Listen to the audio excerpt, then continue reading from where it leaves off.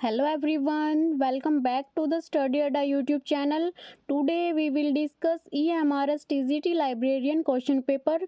कल हमने जर्नल हिंदी के क्वेश्चंस डिस्कस किए थे. आज हम डिस्कस करेंगे जर्नल इंग्लिश के questions. So without wasting time let's get started. Our first question is choose the right form of the verb to go with the subject. तो हमें राइट फॉर्म बतानी है. When the team arrived neither the principal nor the vice principal dash present in the class. तो जब तक team आई ना तो principal थे और ना ही वाइस प्रिंसिपल जो वो स्कूल में थे. तो क्या हो जाएगा इसका राइट आंसर? वो हो जाएगा वॉज. बिकॉज नाइदर नोर वाले सेंटेंसेस जो दिए गए होते हैं हमें उनमें नियरेस्ट नाउन को देख के ही वर्ब चूज करनी होती है. तो यहाँ पे हमारा नियरेस्ट वर्ब जो नाउन है वो है वॉइस प्रिंसिपल जो एक सिंगुलर है. तो हमें वर्ब भी सिंगुलर यूज करनी पड़ेगी. तो जो हमारा राइट आंसर होएगा इसका वॉज. वर है जो ये पास्ट है और इज है जो ये प्रेजेंट कंटिन्यूअस है और विल भी हमें फ्यूचर दिखा रहा है. तो जो हमारा इसका राइट आंसर होगा वो होगा वॉज. नेक्स्ट क्वेश्चन क्या है? Choose the opposite in meaning to the given word. तो हमें अपोजिट मतलब बताना है किसका? डिराइसिव. क्या होता है डिराइसिव का मतलब कि मॉकिंग यानी कि किसी का मजाक उड़ाना. तो इसका अपोजिट मतलब क्या हो जाएगा? एक्साइटिंग, इनकमिंग, यूफोरिक या रिस्पेक्टफुल. तो जो इसका राइट आंसर हो जाएगा वो हो जाएगा रिस्पेक्टफुल यानी कि रिस्पेक्ट करना. और इसका मतलब वो होता है मजाक उड़ाना. एक्साइटिंग का मतलब आप लोगों को पता ही होगा. इनकमिंग का मतलब होता है आने वाला और यूफोरिक का मतलब होता है एक्सट्रीमली हैप्पी. क्या होता है? Extremely happy. Okay, our next question is choose the right meaning of the underlined idiom. तो हमें underlined idiom का मतलब बताना है. क्या दिया है? Many people have developed a habit of sitting on the fence and not deciding the issue. तो क्या ऑप्शंस हैं?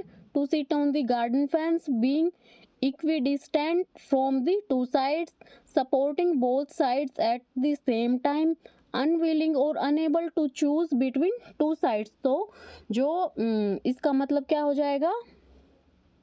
सीटिंग ऑन द फेंस यानी कि unable to choose between two sides यानी कि डिसाइड ना कर पाना. तो जो इसका राइट आंसर हो जाएगा वो हो जाएगा option number 4. Our next question is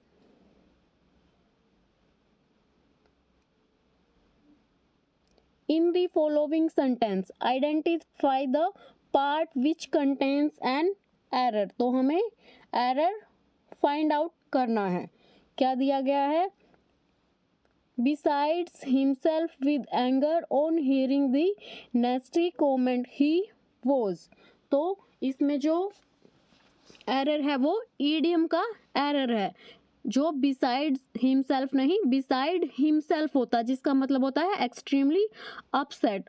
और जो बिसाइड्स है यहाँ पे रॉन्ग हो जाएगा. तो जो हमारा राइट होगा वो होगा beside himself with anger on hearing the nasty comment he was. Okay, our next question is rearrange the parts in correct order to make a meaningful sentence. तो हमें सेंटेंस जो दिया गया है वे रीअरेंज करके एक मीनिंगफुल ऑर्डर में लगाना है. क्या है? Open before him he had a number of options the young man thought after completing the masters. तो जो हम कहाँ से शुरू करेंगे इसे? हम करेंगे आफ्टर. देखो after completing the masters degree the young man thought. क्या सोचा? He had a number of options open before him. तो जो हमारा राइट सीक्वेंस बन रहा है वो बन रहा है DCBA जो ऑप्शन नंबर 4 में हमें दिया गया है. तो हमारा इसका राइट आंसर होगा option number 4. Our next question is identify the correct form of tense in the given sentence. तो हमें करेक्ट फॉर्म फाइंड आउट करनी है। By March he will have been teaching for 20 years. तो जो will have been है वो कौन सा टेंस है? ये हो जाएगा हमारा future perfect continuous. Future perfect continuous tense. क्या पहचान होती है इसकी? Will have been plus verb की फर्स्ट फॉर्म और आईएनजी। जो फ्यूचर परफेक्ट टेंस होता है उसमें हम विल हैव और पास्ट पार्टिसिपल का यूज करते हैं और सिंपल फ्यूचर में हम विल या शैल का यूज करते हैं। ओके, हमारा नेक्स्ट क्वेश्चन क्या है? Choose the word nearest in meaning to the given word. Knave क्या होता है? नेव, नेव का मतलब होता है नो सिखिया, यानी कि जो इनएक्सपीरियंस हम बोल सकते हैं, इनोसेंट। ओके, तो जो इसका नियरेस्ट मीनिंग क्या हो जाएगा? लॉयल, इनोसेंट, होनेस्ट या हम्बल। तो क्या हो जाएगा? इनोसेंट, मतलब कि भोला भाला। ओके, लॉयल, लॉयल का मतलब होता है वफादार, यानी कि फेथफुल। और ऑनेस्ट होता है ईमानदार। ओके, हम्बल, हम्बल होता है मोडेस्ट, यानी कि विनम्र। तो हमारा राइट आंसर हो जाएगा इसका option number 2। Our next question is choose the option that changes the given sentence from active voice to passive voice. तो हमें एक्टिव से पैसिव में चेंज करना है। क्या दिया है हमें? हमें दिया है the Jubilant people welcome the victorious king.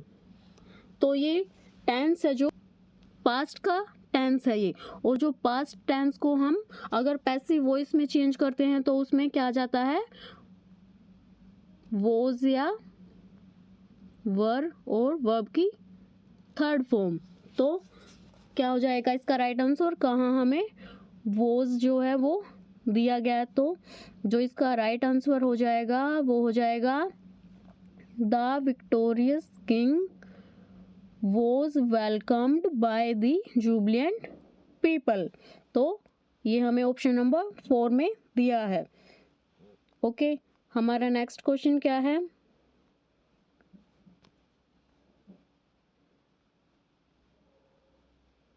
Choose the appropriate article.